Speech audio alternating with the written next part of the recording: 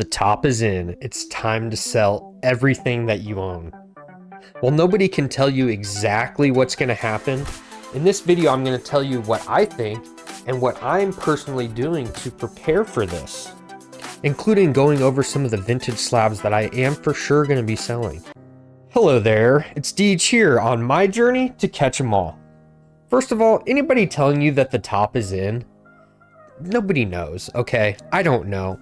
Nobody really knows. We can all have a hunch, but to me, I can see so many obvious sides on the top signal side and the keep this crazy hype bull run up. And I'm going to talk about them both. And then I'm going to go over some personal slabs that I'm deciding to sell. And I'm going to tell you why and what kind of slabs they are. It's not all my slabs. Any slab you see here, I'm going to keep. So what is a top signal? Top signal is something that you see in the market that tells you, okay, money's leaving, it's probably time to sell, things have been crazy exuberant for a while, it's time to lock in those profits and get ready for the next bear cycle so I can invest all that money back in. So what kind of top signals are we seeing in the market right now? Well, obviously the Logan Paul selling that card for $16 million to some politician's son. Like, seriously, that's our card from the tax money. You know, it's not his Scaramucci's card, it's our card. We own that card. We should get to hold it. You know, we should take turns passing it around at least. Another one, if you've been around my channel, you know I've spent a good amount of time with crypto. I usually use it as something to correlate to in terms of collectibles because it has been such a correlated asset for a long time, where when crypto booms, so does cards. And the reason for that is that when cards go up, when crypto goes up, crypto bros need to offload some money into some kind of real world asset so they can actually use it towards their life. So they pay people with crypto, they get a physical asset, and then they can personally sell that for cash. They can keep it as a way to have cash, get it out of the crypto market because it's so volatile. So it's almost been one-to-one for many years. Recently, that's stopped. Bitcoin was up to 120,000. Now it's down to like the 60,000s. And to me, I think it's going to go lower. And Pokemon has gone nowhere but up. One Piece is going crazy. Like TCGs in general are just going nuts. And you know what else is going nuts? Gold. Physical assets have been outperforming digital assets. And I don't think that's by accident. I'm a machine learning engineer, so I spend a ton of time around AI. It is a huge part of my life. And it's not just for writing code. It's not just for doing anything engineering wise. It's also for writing emails. It's for doing research. Just the other day, me and my wife were looking for an ice maker. What did I use to research it? I used Gemini because I could ask it specific questions about our specific situation, and it gave a very detailed and personalized recommendation. So it's obvious to people, to smart money, that the world is going very digital, very reliant on computers. So what is going to be valued in an age where AI is everything? Physical assets, physical things that you can touch and feel, things that anybody with a phone can have access to Gemini, but not everybody's going to have access to a PSA 10 first edition non-holo Charizard, Dark Charizard, which is one of the things I'm selling. You're going to want to see what I'm selling. So if you see what I did there, I told you the top is in, and then I just told you a reason that I think physical assets could be outperforming anything in the market. So I see these top signals. I see scammers coming into the market. That's another thing that relates to cryptos. When scams start ramping up, that means money is leaving the market because scammers aren't reinvesting in Pokemon. They're taking money. They're probably low income, have trouble with finances, so they need that money for their regular life. And if they don't, then come on, bros. But that is a top signal. When you see things of money leaving the market, and I've said this before, but there are so many of these big businesses like Z&G Emporium, Dan, Catch 'em All Collectibles, guys that I truly respect, and they have inspired me heavily into how I run my business, the things I do. But they've gotten their collections down to zero. They are only taking money out of the market. Yes, they are providing a service to the market, but their profit is not going back into cards. This is money leaving the market. But at the same time, there are bigger corporations like GameStop, like PSA, that are just pouring millions of dollars into this asset class. So while it's extremely hard to know the overall market cap of Pokemon, I can see both sides. I could see us booming for a long time, and I could also see this being the top. So while I am unsure of which way it's gonna go, I feel strongly that this is a time to sell. Even if it's not the exact top, smart money sells on the way up. They sell here, they sell here, they sell here, they sell here, and they also sell at the top because they're selling everywhere. And on the way down, they're probably selling a little bit too, but once it's at the bottom, they're not selling, they're buying because they've been taking cash out at each way on the way up. And that's why guys that know what they're doing don't have much right now, because they're waiting for that to come back down. But again, I just explained how the entire world is changing. So to me, this isn't your average market. This isn't the average market cycle. This is a world shifting change that is going on. So how am I handling it? I personally have been doing this catch 'em all cards business for 5 years, and I haven't taken $1 out towards anything other than my store. I've reinvested everything into Pokemon or my binders, which again is Pokemon, is personal collection stuff. I've amassed a huge sealed collection. I have a ton of slabs on my store. I've amassed a personal collection that mostly come from cards I opened from a long time ago. Because I don't really collect modern cards, I have a few that I've gotten from plays that I've made because they're essentially free. I'm weighing the profit on a lot of these cards, so why not keep one? Because I think they're cool and it kind of reminds me of something I've done. Speaking of, you like all my accoutrements to the videos now, where these are all things that relate to videos I've done. You know, we got Cyndaquil, we got the fake Chinese boxes, we got the intro pack, and we got the trading figure game, and we got my Secret Santa Mew. But the fact is, I have amassed way too much wealth in Pokemon, and I need to sell some. Not because I know it's the top, not because I need the money, but because it feels like a good time to at least be selling on the way up. And the Logan Paul thing was so icky, dude. Like, that was so hard to watch, but yet I could not take my eyes off of it. But it made me feel so icked about Pokemon. Like, it was just such a disgusting display of just greed and I don't know. Like, I don't know one person that like loved it, you know? So it really made me look at my cards with a different eye. And so what I did was I went through my slabs, my binders. That is a lifelong journey. That's not something I'm going to be giving up on. But my slabs, I just don't have the same personal connection with. So I went through them and picked out some to at least offload, to take some profit, to make some payment towards my mortgage, you know, try and get to somewhere where I could be debt free. But let's dive into the slab. I'll talk about what and why I picked what I picked, because it's not everything and there's reasonings behind it. So I really only have about 80 personal slabs, and I think I have about 50 that I picked out to sell. So I'm keeping those in there. And then I have a stack here that I'm keeping. I'll show you these at the end and kind of explain why I'm keeping what I'm keeping. But I'm selling this PSA 9 first edition Nidoqueen. 9s, I think, will gain value in the long term. But again, I already have a Hollow Nidoqueen in my jungle binder. This is a card that I bought in a jungle set in 2012. The entire first edition jungle set for 110 bucks or something like that. This card, I don't even know the values. I think it's like 300 and something. This pays for the entire jungle set. And yes, I've held it for 10 years, so, but this was probably like $3 of the value of that specific set. And this came from a rocket box that I bought on my own. Again, a PSA 9, not a top end card. So what kind of people watched the Logan Paul stream were like, I need to get in on that?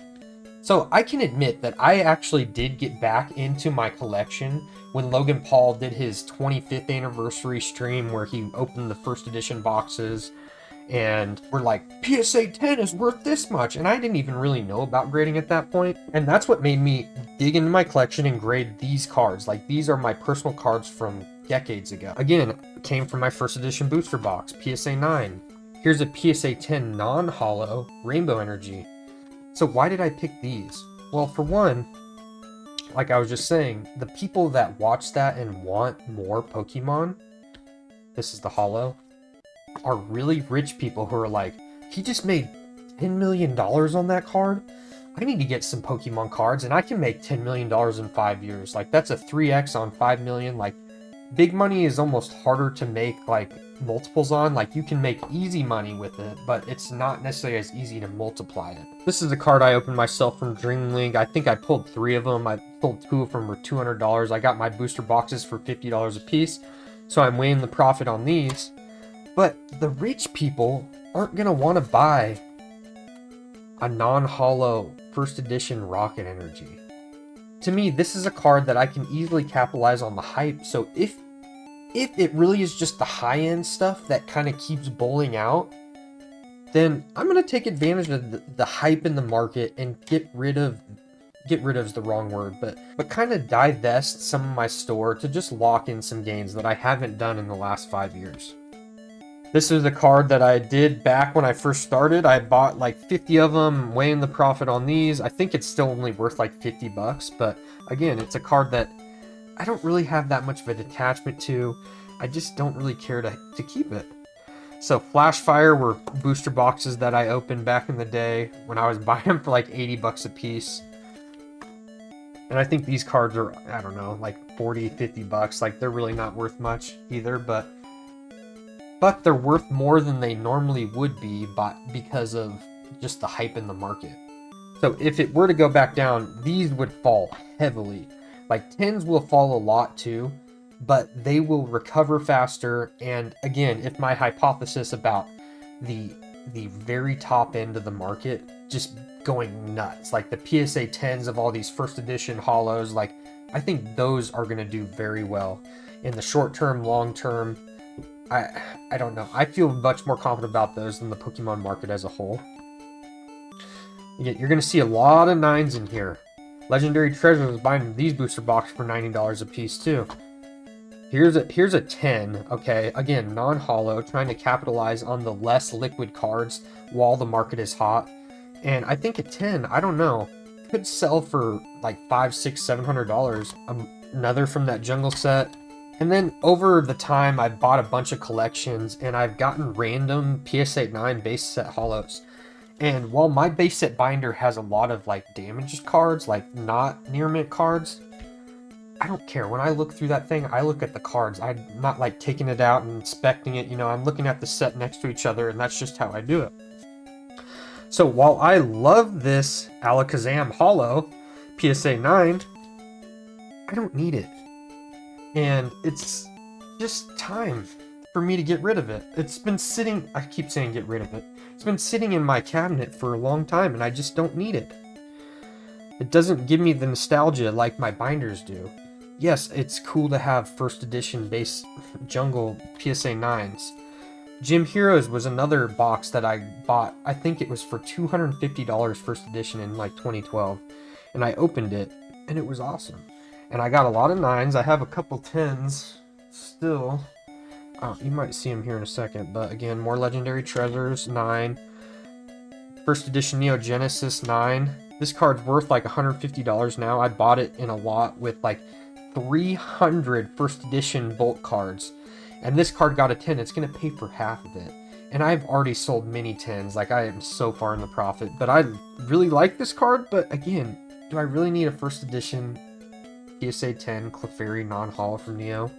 I don't. A PSA 8 Venusaur. This was the highest quality one that I had, so I kept it. And we got a Gyarados that I bought for like 10 bucks in 2012. And I think the 9 Shadowless is somewhere in the $500 to $600 range. Just insane profits. Like, it's just like, I've enjoyed it, but like, I have my binders. This is where this comes into this video. You can do anything, but you can't do everything. I do not want to collect slabs and binders and sealed. Like, I do as a form of investment. It's kind of come along with just doing the store. I've had the option to do that, but I don't need to do that. And actually, to help me finish my binders, it's going to help me to like have more money to, again, just make me feel better about not feel the fear of the market. Like, this locking in a profit is going to let me go into the future without greed, without fear, because I'm already going to have locked it in. Again, more first edition 9s. Here's a 10 non-holo Golbat. PSA 9 base set Zapdos. Erica's Clefable PSA 9. This was a card I got in a collection, and it got a 9. This Mewtwo, see, the base set 9s are actually going crazy right now, even after the Logan Paul thing, because it was base set stuff. And people are like, dang, I can't afford a PSA 10, but if I can get a 9, that's pretty cool too. So I think this card's up to like $600 or $700 and just PSA 9 regular base set. And how am I going to sell these? I might list some on my store, but really I'm thinking I'm just going to make it easy. Send them to auction at Z&G Emporium. I know I referred to him earlier. So again, I appreciate his service. Okay, here is the holo of the Golbat. One of the few 10s that I actually am sending to sell, but it's the less liquid version. Like, I think this card is up to like $1,000. Like, this Golbat card has been dirt cheap for so long. It's been like $100, $200, $300, and recently it's gone up to like $1,000. And again, I just want to capitalize on it because I have so many Pokemon cards, and I have these versions of cards all in my binders. Here's a really nice one. Again, in that one jungle set for $100. I think this card's worth like 800. Oh, and here's the sister. I think they're both worth like 800. So like, again, PSA 9s, these are great cards. They've been up there where the Typhlosion and the Feraligatr have been for a long time. But I think it's just time for me. While Mega's going crazy, actually, Mega is one of the things that I should have sold the news on with this card, because right before Mega came out, this card was going for $2,000. It's already regressed back to $1,000, but if I send it to Z&G and let him do his little auction magic, maybe I can get a little more out of it. Yeah, this is the secret rare version, and then I also have the unsecret rare version, which I'm just realizing I didn't have in my collector because I've only seen one in there. But you can tell the gold around the Zard, the gold on the Mega Evolution rule.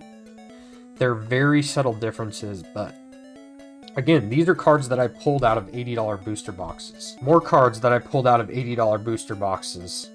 And these really went crazy right before the new game came out. But again, I've just been holding on to it because I like it.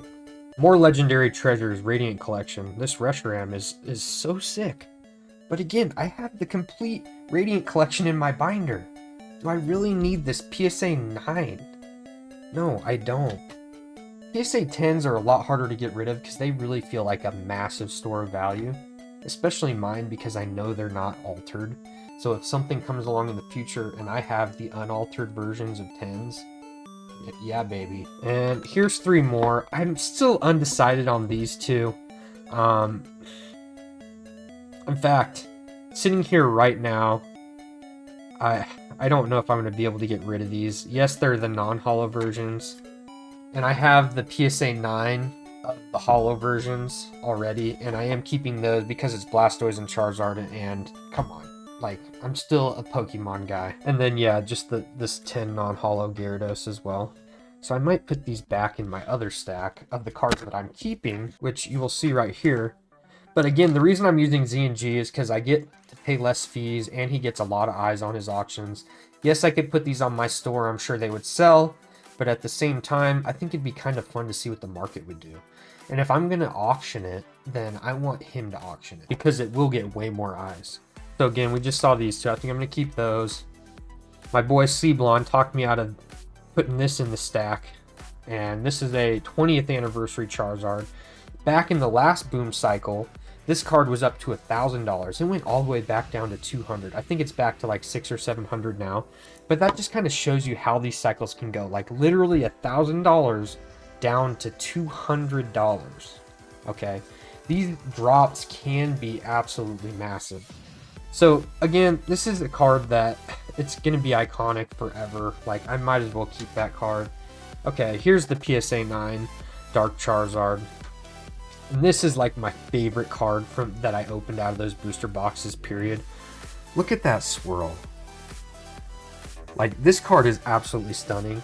I've actually regraded this like once or twice to hopefully get the 10, but it never happened. But this is a card I will never get rid of because I just love the majesticness of Moltres flying by a mountain or wherever he is. Volcano. It's a volcano, obviously. Gotta have a stained glass birds. I think this card will be iconic for a long time. Anybody who was around for Gen 1 has an affinity for the birds, and I'm no different, so I'm going to keep that one. And I've said in many of my other videos that Ash Ketchum has been an actual, like, idol in my life. Idol's the wrong word. Like, a motivational figure. Just his absolute focus and determination for reaching his goals. And doing it with a positive attitude. And always trying to see the best in Pokemon, people. Kind of like a Goku type character. And I try and live my life by the same ideals. Where you can still be a tough achiever, but also do it in an honest way. So I have a huge affinity for Ash, and these cards will be in my collection for a long time. Here's another card I bought in 2012 for, I think it was like 25 bucks. And I graded it, it got a 5. It's in bad condition. Like, it's actually got dirt on it. Again, this is a card that I'm gonna keep. It's a shadowless Charizard. I mean, come on. I think this card's worth, like, I don't know, like 1,500 right now in a 5. But Mew, I'm a Mew guy. That'll probably be up there at some point. I got like 2 Mews up there. Well, 3 if you include the one on the Pikachu. He's hiding on that Pikachu. That's the real reason I bought that Pikachu, was for the Mew. Celebrations, gold. Very abundant card. If you opened a lot of Celebrations, you probably pulled this card multiple times, but it's one that I like. Okay, I think that other Charizard I showed you was the non-first edition one, but I have the first edition one in holo as well. Haven't been able to get them in 10s, but these are both cards I pulled, so they're cool. Okay, here's another 10, Electabuzz. Again, I want to keep my 10s for the most part, and Electabuzz isn't one of the super liquid ones, but this card is sick. Like, I just really like this card. And yes, I have in my binder, so I'm kind of going against what I just said, but it is what it is. And this is one of the Rocket cards I got in 10 from that booster box. And again, these cards have been going absolutely nuts. And you can kind of see what's back here. I got the non-holo Dragonite in first edition 10, which I'm keeping. A base set PSA 9 Blastoise. The first edition Dark Blastoise. And then these 2 first edition cards, the Dark Alakazam and Erica's Dragonair, are both in 10. And those cards have absolutely exploded in literally like the past month or two. They were like $300-$400 cards for years. And now they are literally at the top of my collector, going for like $3,000 a piece. Like, the high-end money wants these rare 10s. Like, the pop on these cards is like 400, 200. Like, it is not a lot. And compared to modern, like, these 10s are so rare. They have the nostalgia of the people that are older with more money. Yes, I know there's a lot of young guys that are doing way better than me, but just statistically, the older guys would be doing better. So again, I'm not going anywhere. I'm just trying to lock in some profits, and I could really see this going both ways. What do you think's going to happen? If I had to lean one way or the other, I'm leaning we're still bowling, bros. And if you like this video, don't forget to like, subscribe, leave a comment, and check out this video because you'll probably like this one too. And thanks again for joining me on my journey to catch 'em all. Hold me close till I get up. Time is barely on our side.